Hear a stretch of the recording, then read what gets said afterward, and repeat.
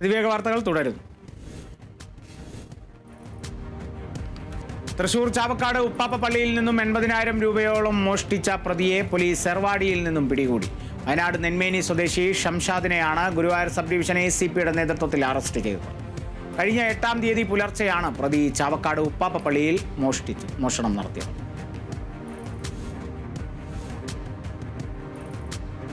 തിരുവനന്തപുരം കാട്ടാക്കടയിൽ വീട് കുത്തിത്തുറന്ന് 7 പവൻ സ്വർണവും 60,000 രൂപയും മോഷണം പോയി. വീടിന്റെ പിൻവാതിൽ പൊളിച്ച് അകത്ത് കടന്നാണ് മോഷണം. മതിലുകളെല്ലാം തകർന്ന നിലയിലാണ്.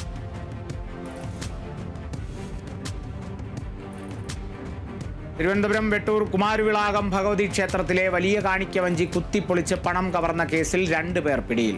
താഴെ വെട്ടൂർ സ്വദേശികളായ ഷിഹാബ്, അസീം എന്നിവരാണ് അറസ്റ്റിലായത്. ക്ഷേത്രത്തിലെ സ്റ്റോർ റൂം കുത്തിത്തുറന്ന് കവർച്ച നടത്തിയതായും കാണിക്ക വഞ്ചികൾ പ്രതികൾ എടുത്തുകൊണ്ടുപോയതായും ക്ഷേത്ര ഭാരവാഹികൾ നൽകിയ പരാതിയിൽ പറയുന്നു. അറസ്റ്റിലായ പ്രതികളെ കോടതിയിൽ ഹാജരാക്കി റിമാൻഡ് ചെയ്തു.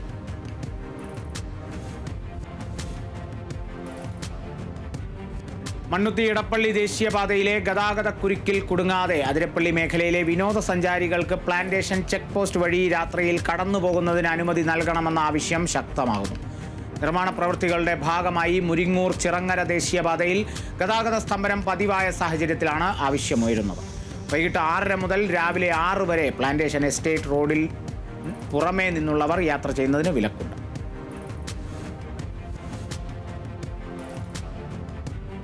കോട്ടയം വെച്ചൂർ ഗ്രാമപഞ്ചായത്ത് വാർഷിക പദ്ധതിയിൽ ഉൾപ്പെടുത്തി MCFന്റെ നിർമ്മാണം പൂർത്തീകരിച്ചു. 2000 ചതുരശ്ര അടി വിസ്തീർണം വരുന്ന കെട്ടിടത്തിന്റെ ഉദ്ഘാടനം പഞ്ചായത്ത് പ്രസിഡന്റ് KR ശൈലകുമാർ നിർവഹിച്ചു. പ്ലാസ്റ്റിക്, അജൈവ മാലിന്യങ്ങൾ വേർതിരിക്കുന്നതിനും ക്രമീകരിക്കുന്നതിനുമായി 2 സോർട്ടിംഗ് ടേബിളും വാർഷിക പദ്ധതിയിൽ ഉൾപ്പെടുത്തി വാങ്ങിച്ചു നൽകി. ഹരിത കർമ്മ സേനാംഗങ്ങൾക്കുള്ള ഡ്രസ്സിംഗ് റൂമും ഉൾപ്പെടുത്തിയാണ് MCF നിർമ്മാണം പൂർത്തിയാക്കിയത്.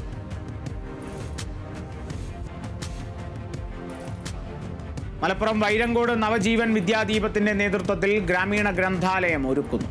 അന്താരാഷ്ട്ര പുസ്തക ദിനാചരണത്തിന്റെ ഭാഗമായി ഗ്രന്ഥാലയത്തിന്റെ ഭാരവാഹികൾ പുസ്തകങ്ങൾ ശേഖരിച്ചു തുടങ്ങി. പുസ്തക ശേഖരണ ഉദ്ഘാടനം Tirur block panchayat member TV Ramsheeda teacher പുസ്തകങ്ങൾ സമ്മാനിച്ച് നിർവഹിച്ചു. ഗ്രാമീണ ജനതയെ വായനശീലം വളർത്തുന്നതിനു വേണ്ടിയാണ് വായനശാല ഒരുക്കുന്നത്.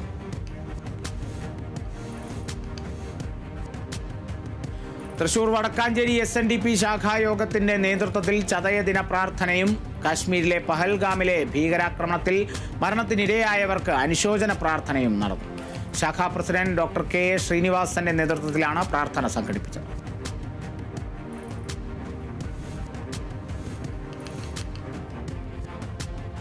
തൃശൂർ പുത്തൂർ ഗ്രാമപഞ്ചായത്തിന്റെ നേതൃത്വത്തിൽ തൊഴിൽ മേള ഒരുക്കം 2025 ഇന്റർവ്യൂ പരിശീലനം തയ്യാറെടുപ്പിനുള്ള ക്യാമ്പയിൻ സംഘടിപ്പിച്ചു. പഞ്ചായത്ത് പ്രസിഡന്റ് മിനി ഉണ്ണികൃഷ്ണൻ പരിശീലന ക്യാമ്പ് ഉദ്ഘാടനം ചെയ്തു.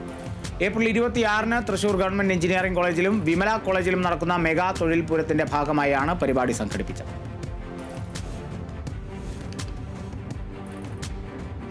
തൃശൂർ കോർപ്പറേഷൻ ഓഫീസിന് മുൻപിൽ BJP തൃശൂർ സിറ്റി ജില്ലാ കമ്മിറ്റിയുടെ നേതൃത്വത്തിൽ അനുശോചന യോഗം ചേർന്നു. പഹൽഗാമിലെ ഭീകരാക്രമണത്തിൽ ജീവൻ നഷ്ടപ്പെട്ട സഹോദരങ്ങൾക്ക് ആദരാഞ്ജലികൾ അർപ്പിച്ചുകൊണ്ടാണ് അനുശോചന യോഗം ചേർന്നത്. BJP സംസ്ഥാന സെക്രട്ടറി A നാഗേഷ് യോഗം ഉദ്ഘാടനം ചെയ്തു.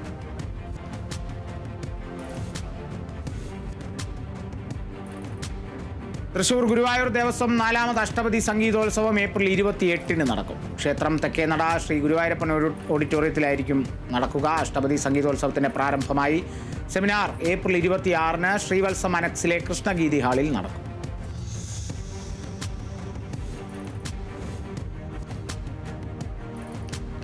തൃശൂർ ചാലക്കുടി വെള്ളാഞ്ചിറ ഫാത്തിമ മാതാ പള്ളിയിലെ തിരുനാൾ 25, 26, 27, 28 തീയതികളിൽ നടത്തുമെന്ന് ഭാരവാഹികൾ വാർത്താ സമ്മേളനത്തിൽ അറിയിച്ചു.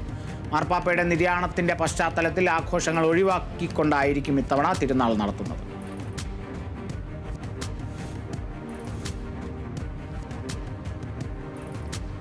തൃശൂർ കൊടുങ്ങല്ലൂർ മണ്ഡലം കമ്മിറ്റി വനിതാ കിസാൻ കൺവെൻഷൻ നടന്നു. കൊടുങ്ങല്ലൂർ ലെനിൻ മന്ദിരത്തിൽ വെച്ച് നടന്ന കൺവെൻഷൻ കിസാൻ സഭ സംസ്ഥാന ജോയിന്റ് സെക്രട്ടറി ദീപ SR ഉദ്ഘാടനം ചെയ്തു.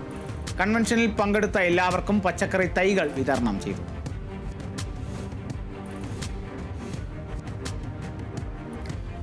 തൃശൂരിൽ ഗുരുവായൂരപ്പന് വഴിപാടായി 5 ഇലക്ട്രിക് സ്കൂട്ടറുകൾ നൽകി TVS.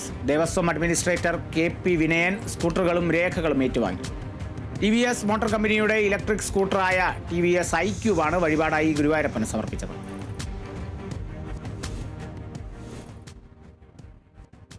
അതിവേഗ വാർത്തകൾ പൂർണ്ണമാകുന്നു. നമസ്കാരം.